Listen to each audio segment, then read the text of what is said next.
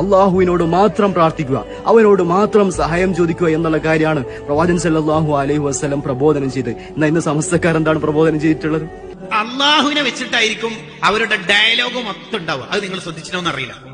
എപ്പോ അള്ളാന്നായിരിക്കും അവരുടെ ഡയലോഗ്. ഇത് പണ്ടേ അവരുടെ ഉപ്പാപ്പ പറഞ്ഞതാണ്.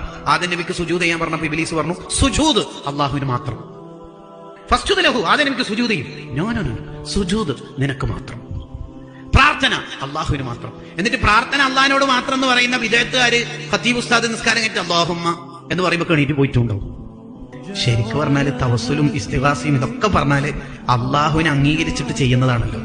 അള്ളാഹ് കൊടുത്ത കഴിവ്. ഇപ്പൊ ഒരു ഡോക്ടർ എടുത്ത് പോയിട്ട് രോഗം ഇങ്ങനെയാണ്, നിങ്ങൾ ഇടപെട്ടിട്ട് എങ്ങനെയെങ്കിലും ഈ രോഗം മാറ്റി തരണം എന്ന് പറഞ്ഞാൽ മുജാഹിദുകാരുടെ ഭാഷയിൽ അത് ശിർക്കാണ്.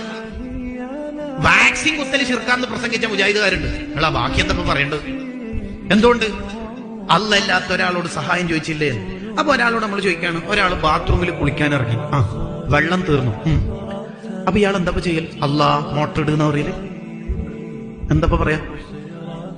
അപ്പൊ അവര് മാറ്റും, അവരുടെ വാദത്തെ മാറ്റും. അവരാദ്യം പറഞ്ഞ വാദം ഇയ്യാക നഅ്ബുദു വ ഇയ്യാക നസ്തഈൻ, അള്ളാഹിനോടേ സഹായം ചോദിക്കാൻ പറ്റുള്ളൂ. അപ്പം ബാത്റൂമിലുള്ള ഒരാൾ മോട്ടർ ഇടുന്ന അള്ളാഹിനോട് പറയേണ്ടത് അല്ല, പിന്നെ ആരോട് പറയുന്നത്? ഉമ്മ ഒന്ന് മോട്ടർ ഇട്ടെ, അത് ശിർക്കാവോ? ഇല്ല. എന്തുകൊണ്ട്? അത് സാധാരണ കാര്യമല്ലേ മോട്ടർ ഇടലും തക്കാളി വാങ്ങലൊക്കെ. അത് അള്ളാഹ് അല്ലാത്തവരോടും ചോദിക്കാം. അങ്ങനെ. അപ്പൊ നമുക്ക് കഴിയാത്ത കാര്യം അള്ളാഹിനോടേ ചോദിക്കാൻ പറ്റുള്ളൂ. അതെ. അങ്ങനെയാണെങ്കിൽ വലിയ മരക്കഷ്ണം അത് വഴിയിൽ തടസ്സമായിട്ടുണ്ട്, വണ്ടിക്കൊന്നും പോകാൻ കഴിയുന്നില്ല. നമുക്ക് ആർക്കും അത് 10-20 ആളെടുത്താലും അത് നീക്കാൻ കഴിയുന്നില്ല. അപ്പൊ ഒരു ആനനെ വിളിച്ചിട്ട് ഒന്ന് മാറ്റിയെന്ന് പാപ്പാൻ പറഞ്ഞാൽ മനുഷ്യ കഴിവിൽ പെടാത്തൊരു കാര്യമല്ലേ? അത് ശിർക്കാവോ? ഇല്ലയോ? അപ്പൊ ഒരു പറയും അത് മുമ്പിലുള്ള ആളോടല്ലേ, ആന മുമ്പിലുണ്ടല്ല. അത് പറയാം, മുമ്പിൽ കാണാത്തവരെ വിളിക്കരുത് എന്നാണ്. എന്താ മുമ്പിൽ കാണാത്തവരെ വിളിച്ചാല് അവർ കേൾക്കൂല. ഉറപ്പോ? ഇനി മാറ്റരുത് കേട്ടോ, 2 ടൈം മാറ്റുന്നു, ഇനി മാറ്റരുത്. ഉറപ്പല്ലേ? ഓക്കെ. നമ്മൾ മുമ്പിൽ ഇപ്പൊ ആരും കാണുന്നില്ല. നമ്മളെ നന്മ തിന്മ എഴുതുന്ന റക്കീബത്തീദ് എന്ന മലക്കിനെ പോലും കാണുന്നില്ല.